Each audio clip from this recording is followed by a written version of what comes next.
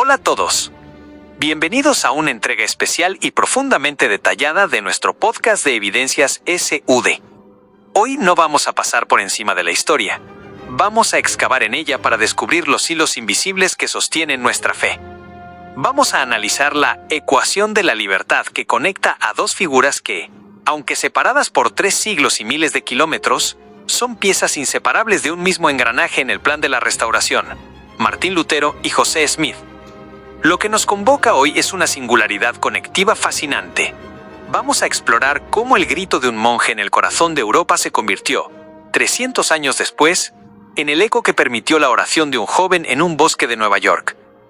No estamos hablando de 2 eventos aislados, sino de una estructura de eventos donde uno es el requisito mecánico del otro. En este podcast nos sumergiremos en esas conexiones profundas, desde la valentía académica de Lutero que pavimentó el camino legal para José, hasta el asombroso hecho de que el profeta de la restauración se convirtiera en un políglota que estudió el propio idioma de Lutero para rescatar la pureza de sus traducciones.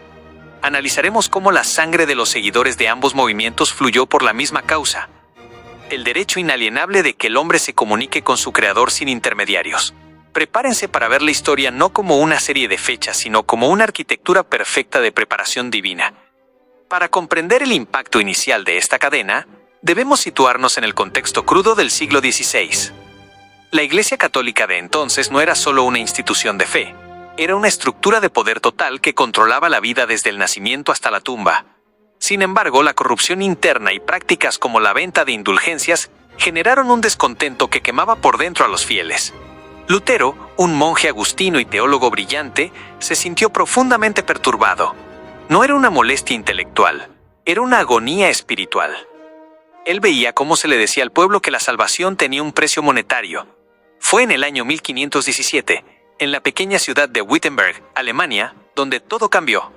Martín Lutero se encontraba preocupado por la figura de Johann Tetzel, quien recolectaba dinero con la promesa de que las almas saltarían del purgatorio al sonar la moneda en el cofre. El 31 de octubre de 1517, en la víspera de Todos los Santos, Lutero tomó una acción audaz que cambiaría el curso de la historia. Clavó sus 95 tesis en la puerta de la iglesia del castillo. Esa puerta era el tablón de anuncios de la universidad, y al poner sus tesis allí, invitaba a un debate que terminó por incendiar el continente. No eligió el 31 de octubre por azar. Sabía que al día siguiente la atención de toda la comunidad estaría centrada en la iglesia para honrar a los santos y mártires. Maximizó el impacto de su mensaje de una forma magistral. Aquí es donde debemos introducir la ecuación histórica fundamental. José Smith no es un evento aislado, sino el resultado directo de la brecha que abrió Lutero. Si Lutero no se hubiera atrevido a desafiar el monopolio de la fe en Europa, la familia de José Smith nunca habría tenido la oportunidad de buscar libertad en el Nuevo Mundo. Lutero fue el precursor necesario. Gracias a que él se arriesgó con acento agudo y logró fracturar la hegemonía eclesiástica en los territorios de donde provenían los ancestros de José, se generó un efecto dominó que permitió que en la comarca de Nueva York existieran múltiples religiones compitiendo entre sí.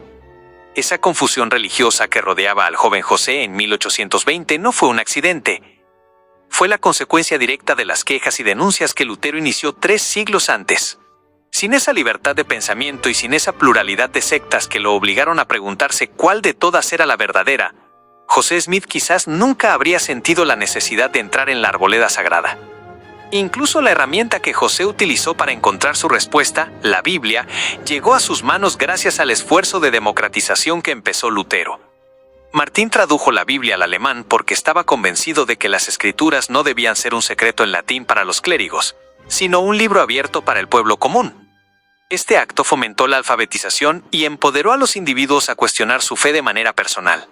Ese hilo nos lleva directamente a la traducción al inglés que José Smith estudiaba.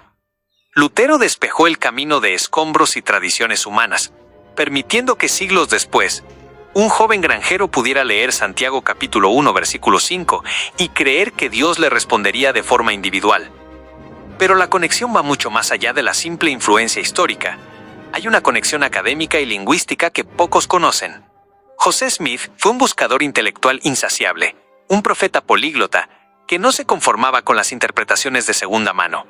Por eso, en Nauvoo, José se dedicó al estudio de varios idiomas, incluyendo el griego, el hebreo y de manera muy reveladora, el alemán. ¿Por qué un profeta en la frontera americana aprendería alemán? Porque José quería acercarse lo más posible a las fuentes originales de la Reforma.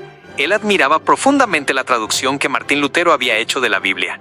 José llegó a declarar que la Biblia alemana de Lutero era más pura y capturaba mejor el espíritu de los profetas antiguos que muchas versiones en inglés de su tiempo.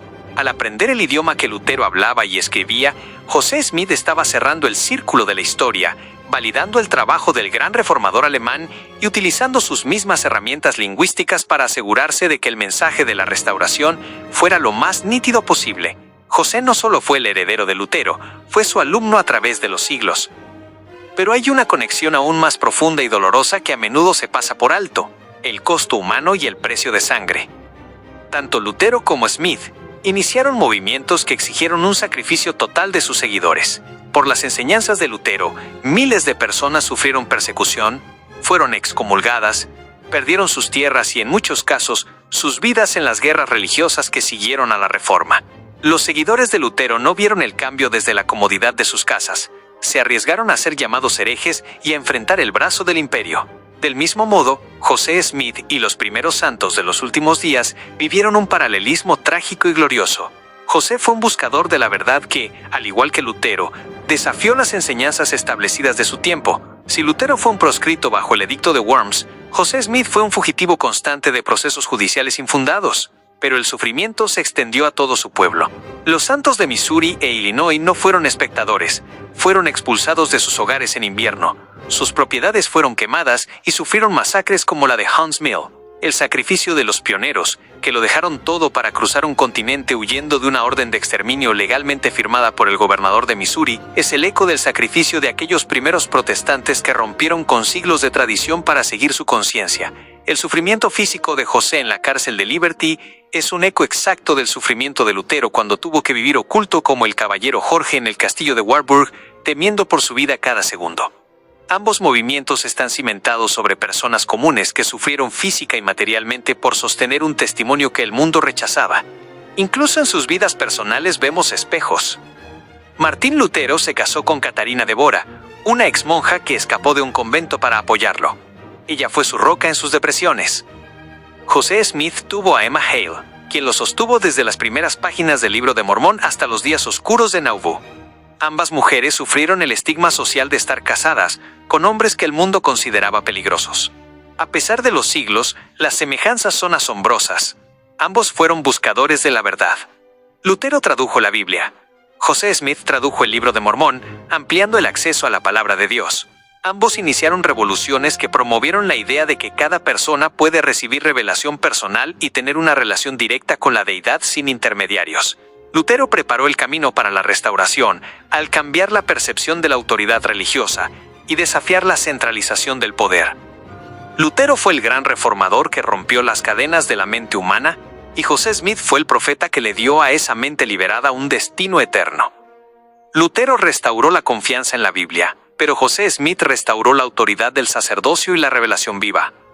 No son figuras opuestas, son dos actos de una misma obra divina.